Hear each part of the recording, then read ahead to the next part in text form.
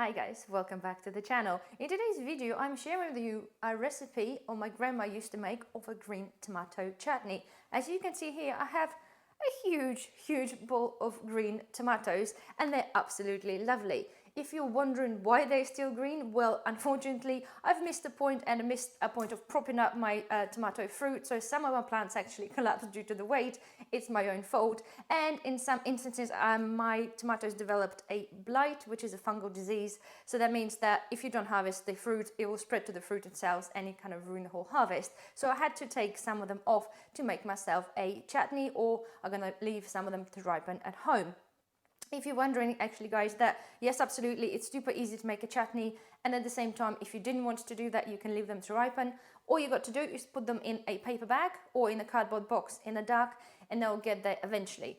If you wanted to speed up the process, just add a banana and it will speed up the ripening by quite a bit. So it is very simple. I am not unfortunately going to waste my lovely big ones. I am going to let them ripen. However, I'm going to make a small batch of a chutney with my little tomatoes, okay? It's only myself that enjoys the green chutney, so I'm only gonna make literally a couple of jars. So I'll be needing 1 kilo of the tomatoes. So let me get this cleared off. What I'm gonna do, guys, is to thoroughly wash them, and then we're gonna chop them up. So let me get this cleared up and I'll see you in a second. So guys, here we are. I have my selection of just over 1 kilo of tomatoes. I have also selected ones, guys, that have been sort of muched on a little bit on the sides, something that I obviously have to cut off. So if I need to add on a little bit more to make up the weight, then I shall do so. But as we go, first of all, obviously give all the tomatoes a good wash, and do make sure that you do cut everything that you don't like the look of. I'll always be cutting off the little bums and obviously cutting off the core. So let's get them chopped into pieces roughly.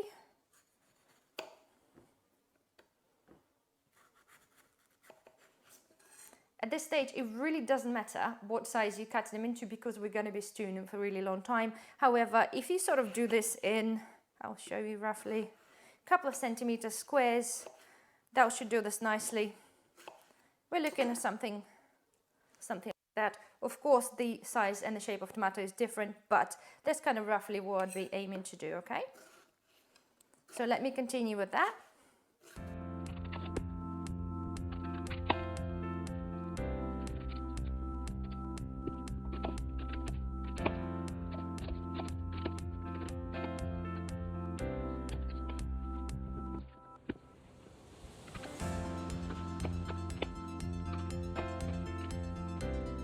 So guys, tomatoes are done, so I'm going to transfer them into the saucepan.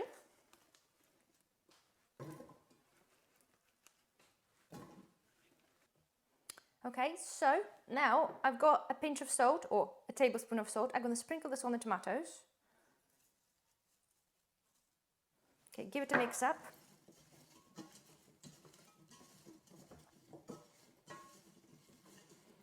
And then we're going to put this aside for a little while.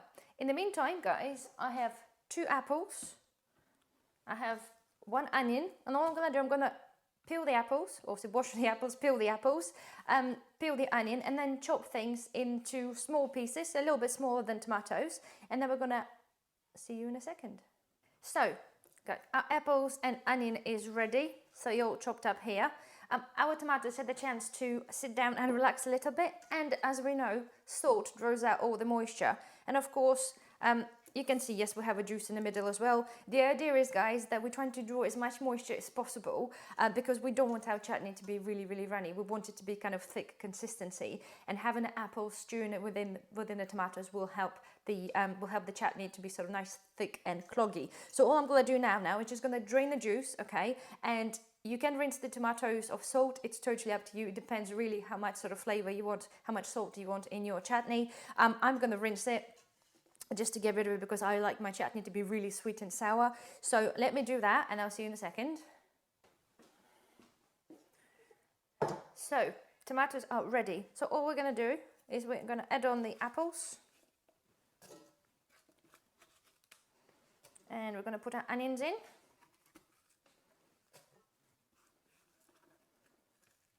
Okay, so let me get this board out of the way.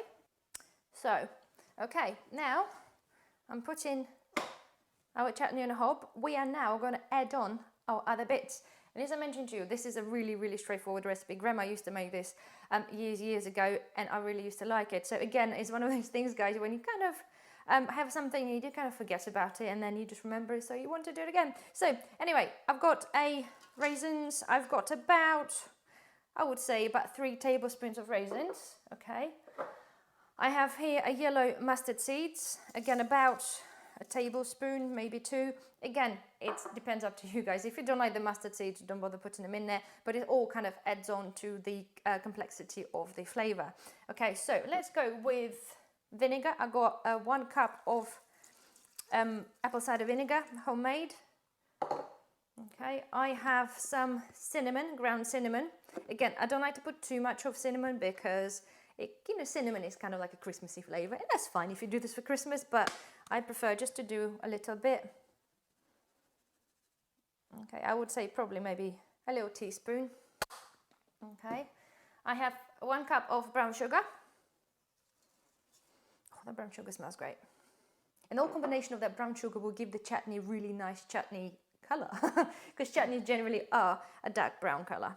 Okay, and we have some chili flakes. Excuse me. Again, do this on a taste, guys. I don't like it overly chili, so I'm just going to probably do a tiny little, half a teaspoon, I think. Get that closed in. Okay, so we're going to give it all a good mix up. Oh, it smells good. Okay. And we're going to put it on, and we're going to start cooking it. It will take between 45 minutes and an hour. And we want to make sure, guys, okay, that it's all melted together, all the fruit sort of cooked through and becomes nice, real mushy thing, right? We will be testing it in between as well, just to make sure we have the seasoning just like we want it. Okay.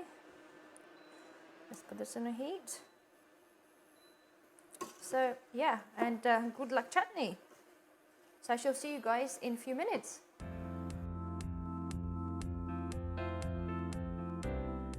So guys, gin and tonic later, and 45 minutes later, our chutney is done, and it looks really, really good. As you can see, the pieces here, we still got some big chunky pieces, and we have small pieces, but generally it looks like a jam, and this is exactly what we want it to look like. For this purpose of the video and for this recipe, I am not water bath canning or pressure canning. If you follow the channel, I've did the videos before in terms of explaining the reason why certain things I do not see the point of water bath can or the pressure can. Things like this, really high acidity, really high sugar, as long as you make sure that your acidity pH level is correct and below 4.6, then you'll be absolutely fine.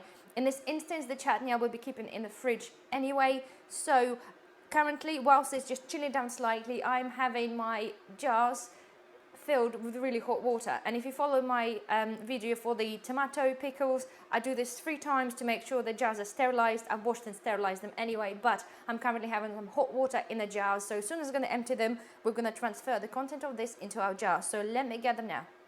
So guys, I have our jars here, okay, and next thing we're going to do, hopefully you can see that okay, hot, we're going to fill them up. Just for all you might think that, oh my god, this is really a not safe way, why would you not pressure can or hot water bath can? I have explained this in the videos before, and just for the record, it's probably aware that it's generally mainly in America that people use the pressure canners or water bath canning. In many other European countries and Eastern Europe, people do not use the canners, that don't even know where they are, and this has been a safe method, providing your percentages and the acid is correct. So please don't worry. My family and many families, and I've been doing this for many years, and we haven't had any issues so far, touch wood.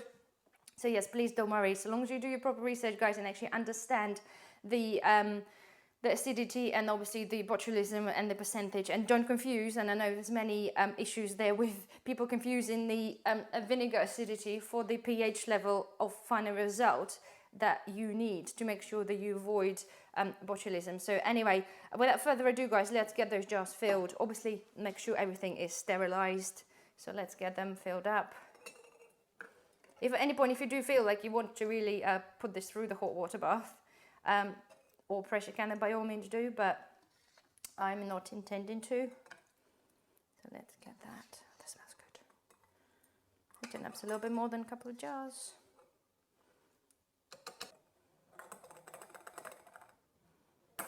Okay. The headspace is still applicable, just so you know. So let me just get this one filled. Oh, that's good. I love generally chutneys. I love tomato and chili chutneys. Sweet chili chutneys are great. We do love cheese. We eat a lot of cheese. Sorry guys, it looks a bit awkward for me doing this the way I'm standing here. Now we're going to get two. Looks like we're going to get two full ones like I intended to, and a tiny bit left over. So that's cool. Right, let's use our bubble thing. You have to do this in any instance, whether you hot water bath or don't bath. Okay, make sure all the air out.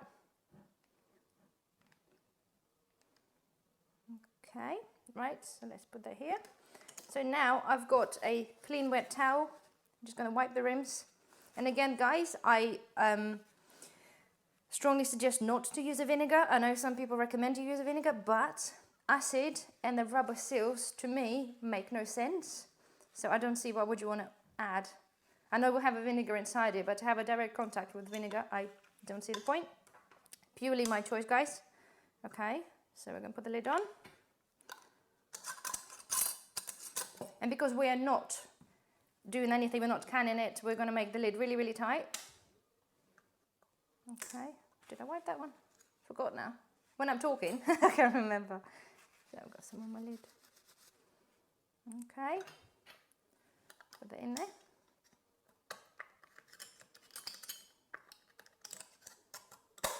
Here we go.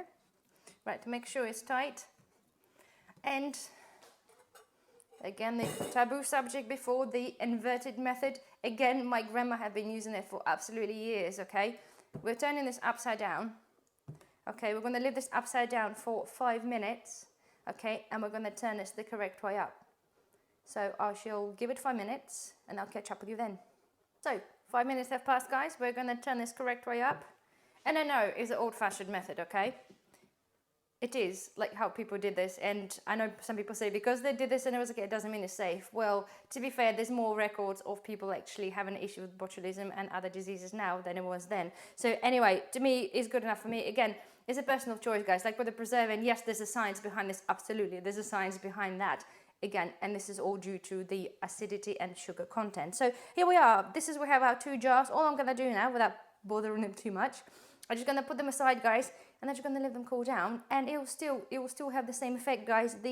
Over the night or over the next course of a couple hours, the little popper thing inside will pop, and the lid will seal when the vacuum is formed. So technically, you can still sit it on a shelf for 6 months to a year minimum. As I said, mine's going to go in the fridge because I do have a use for it in a month or so time. So there we are. This is as simple as that. If you do have any questions, guys, please do ask and comment below.